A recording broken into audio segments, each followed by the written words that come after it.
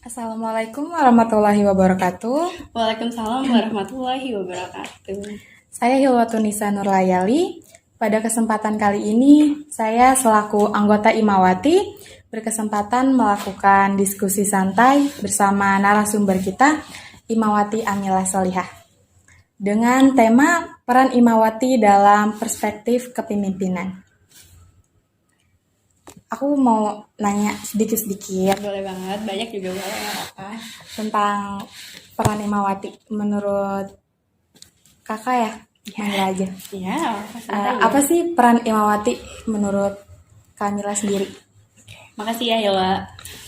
Kalau ditanya soal apa sih Kak peran Imawati, kita sebagai Imawati harus berperan sebagaimana mestinya seorang Imawati berperan. Dalam arti kita harus tahu porsinya kita, di mana kita harus bergerak, di mana kita harus terlibat. Bahkan jangan pernah terbesit pikiran kalau peran Imawati itu hanya sebatas figuran, sebatas pemain belakang. Tapi peran Imawati itu jauh lebih dalam esensinya. Nggak cuma jadi figuran, tapi bisa juga jadi pemeran utama. Bahkan yang memegang kendali dari sebuah cerita itu atau pembuat skenario, Imawati itu bisa. Jadi peran Imawati itu nggak sempit. Walaupun kita Imawati, tapi kita harus bisa mengeksplor kemampuan diri kita untuk bisa memaksimalkan peran kita dalam kegiatan-kegiatan di ruang lingkup kita. Mungkin gitu. Kakak kan sebagai pimpinan umum gitu ya, perempuan. Terus juga apakah perempuan gitu ya cocok nggak sih jadi pemimpin gitu? Sebenarnya begini, ini menurut aku kalau ngomongin soal pimpinan atau pemimpin itu nggak cuma sempit atau dibatasi hanya dengan jenis kelamin, dalam arti yang ini perempuan, yang ini laki-laki. Tapi kalau udah ngomongin pemimpin itu ngomongin soal kualitas, soal nilai, soal kemampuan, soal integritas. Jadi pertimbangan seseorang untuk menjadi pemimpin itu banyak, nggak cuma laki-laki ataupun perempuan. Makanya dari situ perempuan pun bisa dan punya kesempatan untuk jadi seorang pemimpin. Bahkan setiap kita tuh sudah jadi pemimpin untuk diri kita sendiri. Karena kalau bicara soal pemimpin, pemimpin itu orang yang mempunyai hak untuk memilih dan memutuskan. Sedangkan kita selama berjalan hidup nih, kita pasti punya hak untuk, ya aku punya pilihan, aku mau milih A atau B atau C, dan aku memutuskan untuk memilih D, E, F. Itu bagian dari pemimpin. Jadi sebetulnya kita pun sudah jadi pemimpin untuk diri kita sendiri. Itu singkatnya pemimpin. Tapi kan kalau apa ya, ada yang bilang gitu, walaupun perempuan gitu ya bisa memimpin, tapi bagaimanapun tuh tetap harus laki-laki gitu. Itu gimana tuh? Memang nggak mudah untuk merubah perspektif orang yang masih berpikir seperti itu, bahwa pemimpin harus laki-laki. Ya nggak masalah. Aku pun di sini juga tidak memprovokasi bahwa kita perempuan kita harus nggak boleh kalah sama laki-laki, kita harus melawan laki-laki. Enggak, kita nggak bicara soal laki-laki dan perempuannya, tapi kita bicaranya soal kemampuan diri kita yang kita punya, apa yang mau kita bawa, apa yang bisa kita kasih sama orang yang akan kita pimpin, kayak gitu. Jadi menurut aku laki-laki dan perempuan itu tidak bisa dijadikan pembatas. Siapapun berkesempatan dan bisa untuk jadi pemimpin ketika memang dia memumpuni, punya sesuatu hal yang bisa dia jual, kualitas yang bagus, integritas yang bagus gitu. Ya, terus kakak kan di sini juga masih mahasiswa ya. Betul. terus juga maksudnya semesternya juga udah mau akhir. Terus bisa nggak sih ngebagi waktu antara kayak ngurusin apa sih kader-kader IMM, terus juga sama di rumah gitu sebagai anak ya, terus tugas juga kuliah, itu gimana ngebagi waktunya? Kadang kita itu terlatih, baik ini kan soal manajemen waktu ya. Manajemen waktu itu terlatih karena kita sendiri yang aktivitasnya memang banyak dan padat. Jadi di situ kita belajar gimana kita bisa memposisikan mana yang harus kita nomor 1 kan, nomor 2 kan, nomor 3 kan, bahkan nomor kesekian. Jadi mungkin di saat kondisi contoh kecilnya saat UAS, saat kita lagi ujian, ya kita harus menomorsatukan akademik kita, kuliah kita.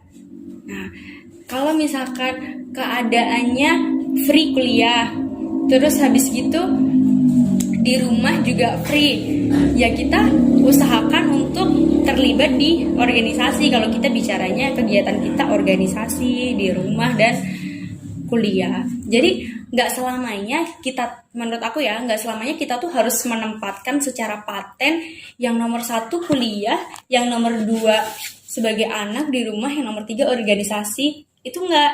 Tapi kita harus bisa melihat keadaan. Kalau memang keadaan yang sekarang ini harus yang kita nomor satukan organisasi, ya silakan nomor satukan, lakukan kegiatan semaksimal mungkin di organisasi. Kalau misalkan keadaan suatu saat nanti memang yang mendesak itu keadaan akademik, ya kita nomor satukan kuliah kita gitu. Jadi rolling, diputar tuh kedudukan aktivitas kita tuh diputar. Menurut aku dari situ itu kita udah punya manajemen yang baik. Jadi tidak ada yang tertinggal, semua bisa termanage dengan baik gitu sih. Iya. Terus ada pertanyaan lagi ya, Boleh. tentang apa sih apa ya, peran kita di zaman sekarang memandang perempuan itu sebagai seorang pemimpin. Memang kalau dilihat tuh masih belum seimbang antara secara kuantiti ya, secara banyaknya pemimpin laki-laki dan perempuan. Memang masih pemimpin laki-laki masih di atas nih, pemimpin perempuan masih di sini. Cuma menurut aku seseorang atau kita sebagai perempuan bisa menduduki posisi itu udah hal pencapaian yang luar biasa. Karena apa ya, perbandingannya tuh kayak 1:10 gitu. 10 pemimpin laki-laki mungkin cuma hanya 1 pemimpin perempuan. Jadi ketika kita bisa di posisi seperti itu, berarti kita udah harus memberikan apresiasi terhadap diri bahwa kita bisa loh bersaing, kita bisa loh punya nilai jual, punya value yang bisa kita bagikan, yang mungkin ilmu-ilmu yang kita punya tuh kita sharing ke anggota kita, ke orang-orang yang kita pimpin kayak gitu. Jadi untuk zaman sekarang harus tetap dibangun dan dipertahankan peran-peran perempuan untuk jadi pemimpin-pemimpin. Jangan sampai berpikiran, oh ya udah aku perempuan, aku hanya sebagai pendamping atau figuran, aku nggak mau ambil peran lebih atau mencoba untuk menjadi pemimpin, terutama pemimpin kelompok, pemimpin organisasi, pemimpin yang ruang lingkupnya tuh cukup besar. Jangan gitu, tetap harus usaha, karena yakinlah apa yang kita lakukan itu suatu saat akan ada feedbacknya untuk kita. Kalau kita lakukan secara maksimal, kita punya target pencapaian ke depannya nanti apa, kita yakin bahwa pencapaian itu yang akan membantu kehidupan kita untuk lebih layak dan sebagainya. Tua. Iya, terus kakak punya tips nggak sih kayak untuk menjadi pemimpin yang baik? Karena kan mungkin apa ya, banyak dari orang gitu perempuan ya masih kayak untuk jadi pemimpin kan tanggung jawabnya besar gitu ya. Gimana sih jadi pemimpin yang baik gitu dan tanggung jawab gitu? Kalau aku sempat baca buku itu, dia memberikan beberapa poin yang harus dipunyai oleh pemimpin. Yang pertama, pemimpin itu harus jadi motivator. Karena kenapa harus jadi motivator? Karena dia mempunyai anggota. Bagaimana organisasi atau kelompok yang dia pimpin itu bergerak kalau misalkan anggotanya pun nggak tahu tujuannya dia apa, kehilangan motivasi dan sebagainya. Dan di situ peran pemimpin itu dituntut untuk jadi motivator. Kita sebagai pemimpin harus bisa memotivasi anggota-anggota kita dengan motivasi yang membangun. Kita kasih tahu tujuan kita tuh apa yang harus kita lakukan, sebab akibatnya apa, feedbacknya apa untuk kita. Nah, kita terus bangun tuh motivasi itu motivator. Kedua, kita sebagai pemimpin dituntut untuk jadi komunikator. Tujuan-tujuan pemimpin tidak akan bisa terlaksana ketika kita tidak bisa mengkomunikasikan ke anggota-anggota kita. Karena yang ada miskomunikasi. Kita tahu fatalnya miskomunikasi itu luar biasa. Hal kecil atau hal besar itu bisa terjadi, masalah kecil atau masalah besar bisa terjadi karena kita miskomunikasi.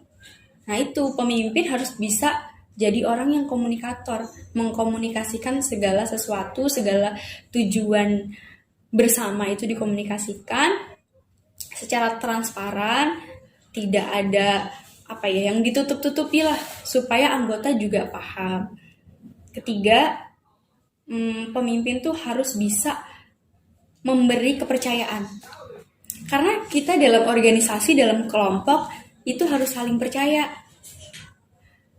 Pemimpin percaya dengan anggotanya ini bisa berjalan sesuai dengan tujuan, dan anggotanya juga harus percaya dengan pemimpin, bahwa pemimpin itu bisa membawa tujuan bersama itu. Jadi harus saling bisa membangun kepercayaan. Jangan sampai ada sedikit pun rasa nggak percaya. Aku nggak percaya deh sama dia kalau dia bisa ngelakuin hal itu. Nanti ya apa yang kita pikirkan, ketakutan atau kekhawatiran itu akan terjadi, dan tak khawatirnya nanti benar-benar terjadi. Ya, dari situ kita harus saling percaya. Yang terakhir itu kita harus saling menghargai. Nah, ini poin pentingnya. Kita sebagai manusia itu punya perasaan, dan perasaan kita tuh harus saling kita hargai. Apalagi kita bicara kelompok atau organisasi yang kepalanya tuh nggak cuma satu, banyak kepala, udah pasti pemikirannya juga beda, watak, karakter, dan yang lain sebagainya tuh udah beda.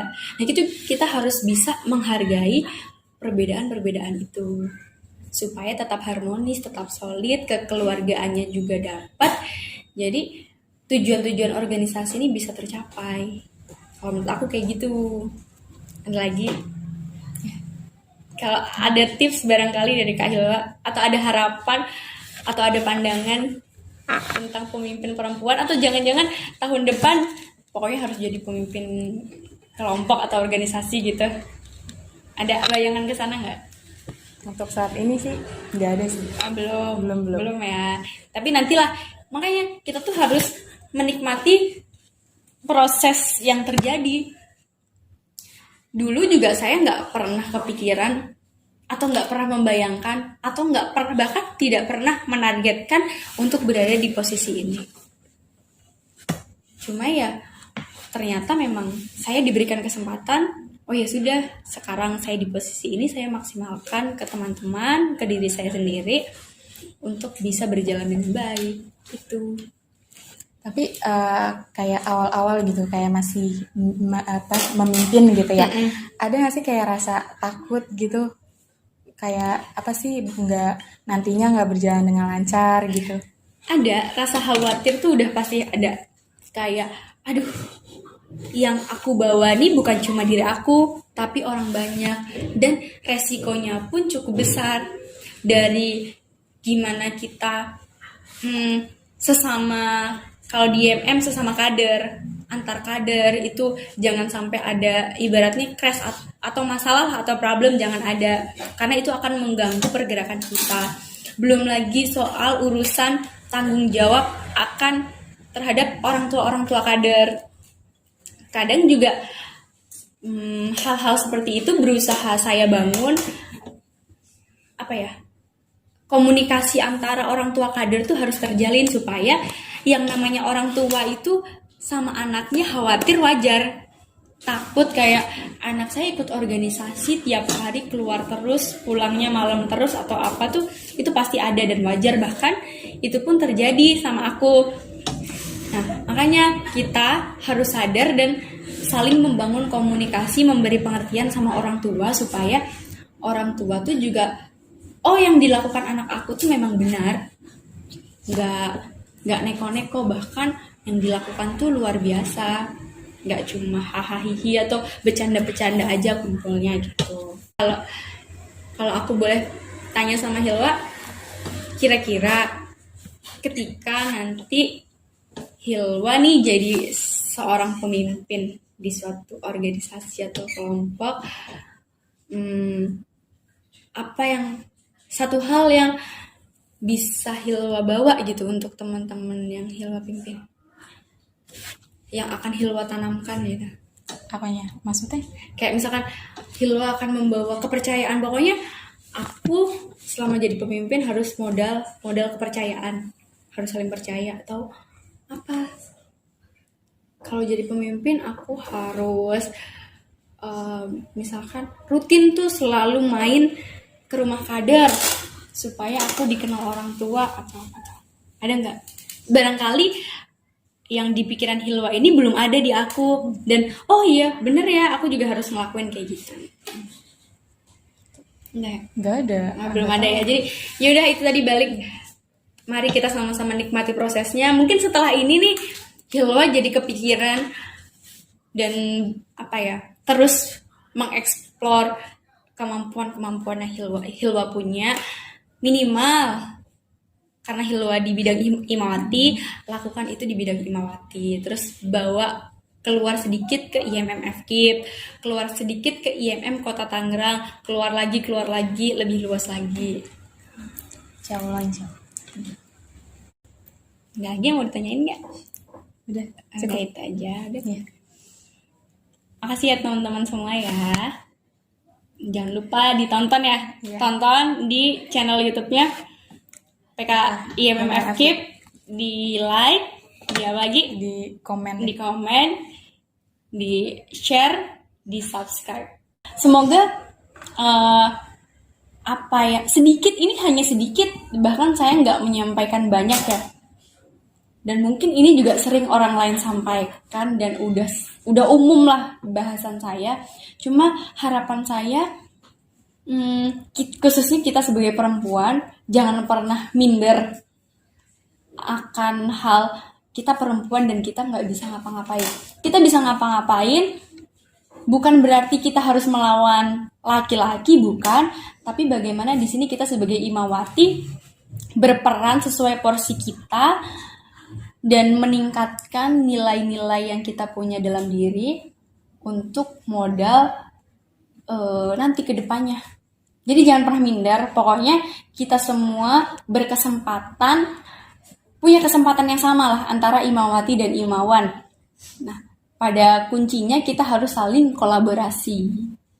Jadi tidak ada bahasanya lebih dominan Imawati atau lebih dominan Imawan. Enggak, kita kolaborasi, kita sama, kita seimbang, dan kita harus balance gitu guys. Ini aja kali ya. Nah, nanti mungkin bisa ditonton lagi, bakal ada pembahasan selanjutnya nggak dari bidang Imawati? Ada podcast. Nah, jangan lupa ya ditonton lagi ya. Untuk sekarang mungkin itu aja.